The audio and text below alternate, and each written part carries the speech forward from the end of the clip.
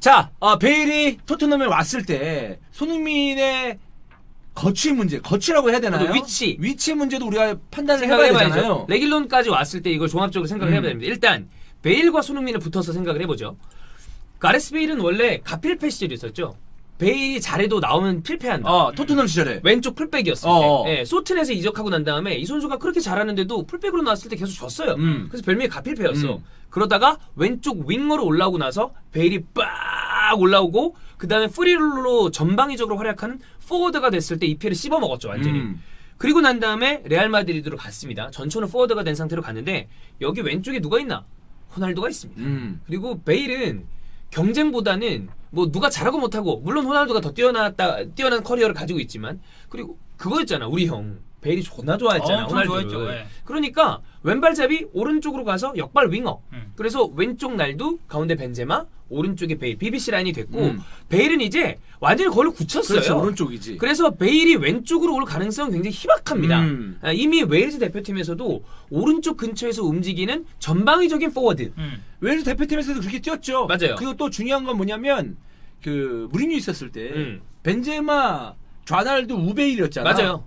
그러니까 오른쪽에 베일이라고 생각하시면 돼요. 특히나 베일 같은 경우에는 나름 득점 욕심이 있는 선수이기 때문에 지가 오른쪽에서 왼쪽 들어오면서 때리는 슈팅 때리는 걸 좋아해요. 네. 그러니까 거기 딱 맞고 그렇게 되면 오히려 베일의 손흥민이 좌우에서 시너지를 낼 가능성도 크다라고 보면 될 것 같아요. 만약에 아주 굳이 정말 최악의 상황으로 베일이 손흥민의 자리를 위협하게 되려면 갑자기 베일이 일단 중요한 거 베일이 부상 없이 건강해야 됩니다. 전제 조건이 몇 가지가 붙어요. 왜냐면 토트넘 팬들은 오는 건 좋은데 부상 때문에 걱정이 된단 말이야.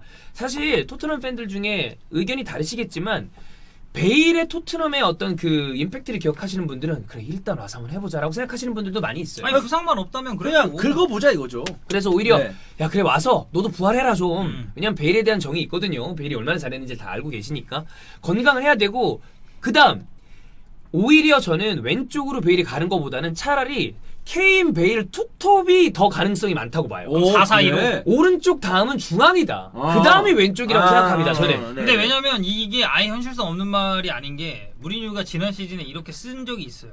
케인이랑 손흥민을 투톱으로 해서 근데 이제 그때 손흥민이 약간 밑으로 내려와서 그렇지. 좀 활동을 하긴 했죠. 근데 이렇게 되면 베일이 살짝 처지거나 아니면 그냥 둘 다 위에 박혀있고 손흥민은 그냥 좌측에만 집중할 수 있는 환경이 좀 마련이 되는 거죠. 그러니까 무조건 오른쪽에 설 건데 그 다음 옵션은 왼쪽이 아니라 오히려 가운데일 것이다. 근데 굳이 베일이 저는 왼쪽에서 토트넘에서 잘했으니까 다시 왼쪽에서 부활하겠습니다.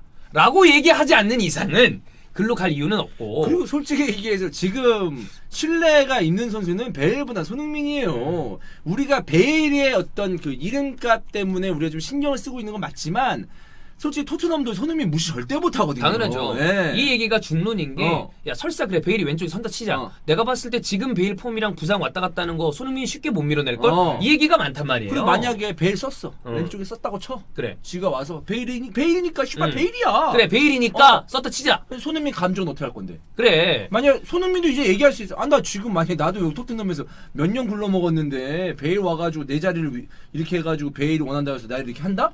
그러면 손흥민도 얘기할 수 있어요. 그렇죠. 네. 손흥민은 그래도 또 오른쪽에 가서도 잘 뛸 선수지만 양발 다 잤으니까. 그러니까 근데 제가 보기에 이 걱정은 하지 않으셔도 된다. 그렇지. 왜냐면 베일은 오른쪽입니다. 그게 그냥 전제되면 돼요. 중요한 건 저는 그보다 더 중요한 건 손흥민의 입지가 그리고 위상이 이제는 에이스 오브 에이스다. 네, 그렇게 생각하시면 돼요. 노 걱정. 자, 그다음 레길론으로 가겠습니다. 레길론은 사실 덕현이가 쭉 오랫동안 봐왔잖아요. 이 선수는 전진하는 걸 굉장히 좋아하죠. 네, 그러니까 예전에는 수비력으로 이제 조금 더 주목받았었는데 이게 확실히 이제 레알에서 자리를 결국 못 잡았잖아요. 이제 지단이 선호한 스타일도 아니었고 그러다 보니까 이제 임대를 선택을 했는데 세비야로 가서 이 세비야 임대가 정말로 신의 한 수가 됐고 기본적으로 전진하는 것도 좋아하고 상당히 공격적인 풀백이기도 해요. 이제 그러다 보니까 이 선수가 왔을 때 또 다른 공격적인 자원이 손흥민과의 이런 시너지가 어떻게 날지 기대하시는 분들이 기대가 많죠. 되죠. 네. 어쨌든 유로파리그에서 우승팀에서 주전으로 활약을 했고 라리가 전반기 베스트 11에 무조건 들어가는 게 레길론이란 말이에요. 근데 레길론은 드리블을 하기를 좋아합니다. 공을 몰고 들어가고 그리고 풀백과 윙어와 이 연계도 좋고 공격적인 성향을 세비야에서 마음껏 뽐낸 선수인데 자 그렇게 되면 저는 손흥민한테 더 많은 득점 기회가 올 수 있을 것이다. 좋은 풀백 가지고 있으면 윙어가 같이 삽니다. 그렇지. 네, 그거는 굉장히 많이 기대가 됩니다. 근데 단 저는 이 생각은 좀 들어요. 벤 데이비스가 공격력이 그리 좋지 않기 때문에 오리에를 극단적으로 올리는 비대칭 백스리를 썼던 게 무리뉴예요. 맞아. 네. 근데 이렇게 되면 도어티를 그렇게 쓰려고 그랬어. 근데 레길론이 왔네? 근데 이러면 제가 보기에는 비대칭을 굳이 쓴다기보다는 플랫백 4. 그렇지. 그래서 도어티 풀백, 레길론 풀백. 이렇게 쓸 가능성이 더 커지지 않나. 제일 안정적이지, 그냥 그게. 백 4로. 네. 왜냐면 그랬던 경기들도 있었거든, 무리뉴가. 음. 그렇게 서면 오히려 굳이 좋은 쪽으로 생각을 하면 왼쪽 풀백이 그냥 정상적인 레길론이라면 우리가 그러니까 오리에가 올라가는 백스리를 섰을 때 어쩔 수 없이 손흥민이 수비적인 어떤 그 위치까지 섰었잖아요. 왼쪽, 거의 윙백이었죠. 왼쪽 그때는. 미드필더 네. 내지는 진짜 어떨 때는 윙백처럼. 근데 그냥 백포로 서면 손흥민이 오히려 지난 시즌보다 공격적으로 윙어 날개 역할을 해주는 가능성이 있지 않나. 공격에만 집중할 수 있게 되는 거죠. 레길론이 있으니까. 자, 우리가 이런 걸 베이스로 해서 시나리오를 짜봅시다. 시나리오. 자, 첫 번째. 왼쪽에서 레길론이 드리블 돌파합니다. 쫙 들어가. 자, 들어가요. 들어가는데 손흥민이랑 주고받은 다음에 레길론이 박스 안쪽으로 진입을 해서 손흥민이 어시스트하고 레길론이 직접 득점을 하는 이런 그림도 그릴 수 있다. 좋은 루트네. 손흥민 1 어시스트. 자, 이 딱 골 나왔어. 1 어시스트입니다. 그럼 여기 이제 뜨죠. 손흥민 이 리그 이번 1호 시즌 도움. 첫 번째 도움. 시즌 1호 도움. 1호 도움. 자, 두 번째. 손흥민이 바깥쪽으로 들어가는 레길론이 쫙 돌아 들어가요. 아니면 레길론은 언더래핑도 잘해. 막 딱 돌아 들어가는데 거기에다가 패스를 딱 넣어줘. 줬어. 레길론이 저쪽 보니까 베일이 있네. 아. 레길론 크로스. 베일이 받아서 원터치로 발리. 그러면 손흥민 1 기점. 기점. 레길론 도움, 베일 1골. 골. 기점도르. 기점도로 되는 거죠. 자, 그다음에 세 번째. 레길론이 오른쪽 베일한테 딱 보니까 크게 전화를 합니다. 베일이 딱 공을 들어오다 보니까 손흥민이 박스로 침투하고 있어. 그러면 베일이 크로스, 손흥민 득점. 그럼 손흥민 1골, 1도움, 1기점. 한 경기. 그래. 트리플이네. 되죠. 자, 그래서 이게 극락 예상 시나리오입니다. 극락. 자, 그런데 여러분 나락도 있습니다. 나락도 있나요? 나락이 있어요. 네, 네. 자, 가레스 베일 돌아와서 트레이닝하는 도중에 근육 부상. 그래서 한 시즌 한 700분 뛰어. 700분. 그 부상 때문에. 이게 나락이면 나락. 에페컵. 그다음에 마스크 써가지고 이렇게 또 보고서 이렇게 하고 있다가 또 이렇게 하고 졸고 있고. 이러면 이제 골 때리는 거지. 네, 네, 네. 그리고 다시 손흥민은 또 왼쪽 막 수비 봐야 되고. 자, 이게 나락 시나리오. 네. 자, 레길론. 가끔 가다가 이런 경우가 있을 수도 있습니다. 무리뉴가 레길론이 공격력이 좋으니까 레길론이 존나 올라가고 손흥민이 그걸 커버해야 되는 이런 이상한 상황. 이거는 나락이다. 네. 예. 근데 극락 시나리오도 가능하다. 그렇습니다. 예. 이거 진짜 거의 어떻게 본다면 베일이 우리가 알고 있는 베일로 컴백한다면 역대급 공격진입니다. 엄청나게 세요. 네, 엄청나게 센 KBS가 거예요. 네. 베일이 제품으로 돌아오고 부상을 안 당한다면 이건 PL에서도 최상위권 공격진을 구성할 수 있죠. KBS는 본인이 지어낸 거죠? KBS잖아.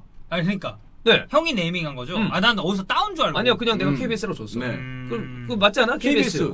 뭔가 한국 선수도 있으니까 공영방송 느낌도 나고. 그럼 거기 뒤에 로셀소, 로셀소랑 도어티. 그러니까 로셀소가 있어. 어. 그리고 밑에는 호이베르랑 윙크스 같은 선수들이 서겠고 왼쪽에 레길론. 호이베르 도어티가 아니고. 왼쪽에 레길론, 오른쪽에 오른쪽에 도어티. 도어티. 그 다음에 여기에 다빈손 산체스, 토비 그리고 요리스 이런 그림이 되는 거지. 멤버 좋아요 이렇게 보면. 이렇게 되면 그러니까 레길론이랑 베일이 들어오면서 완성도가 높아지죠. 다만 이거는 레길론이 잘 적응하고 베일이 부상을 안 당한다는 전제 아래 저는 잘 돌아가기만 하면 손흥민한테 나쁠 것이 하나도 없는 딜들이다. 없지. 네, 베일과 같이 뛰는 것도 좋고 레길론 수준급 공격적인 풀백이 오면 연계도 좋을 것이고. 베일하고 손흥민하고 뛰는 모습 봤는데 손흥민이 졸라 경쟁력이 있어. 음. 지단이 갑자기 호출하는 거 아니야? 그럼 좋겠다. 헤이선, 컴온 레알. 왜냐하면 두 선수가 레알 소속인 두 선수가 오면 레알 마드리드 이 팀들에서도 토트넘 경기를 지속적으로 모니터를 해야 됩니다. 베일도 봐야 되고 레길론도 봐야 되고. 왜냐면 보면서 언제 팔까 이거 생각해야 그렇지. 되고 레길론은 데려올까 팔까 생각을 하면서 손흥민 존나 쩌네. 근데 또 케인까지. 케인 옛날 레알 얘기도 있었잖아. 많이 있었죠. 많이 있었지. 그렇습니다. 졸라 재밌겠다. 잘 됐으면 좋겠습니다. 빨리 오피셜 떴으면 좋겠는데. 왜 그러냐면 다른 거 다 차치하고 손흥민 때문에 우리가 토트넘 경기를 봐야 됩니다. 솔직히 너무 힘들어요. 재미가 없어서. 근데 베일 레길론이 오면 경기가 재밌어지라. 물론 가능성이 있죠. 가능성이 있지. 무리뉴가 어떤 식으로 쓸지 모르겠지만 어떤 식으로든 얘기거리가 나오죠.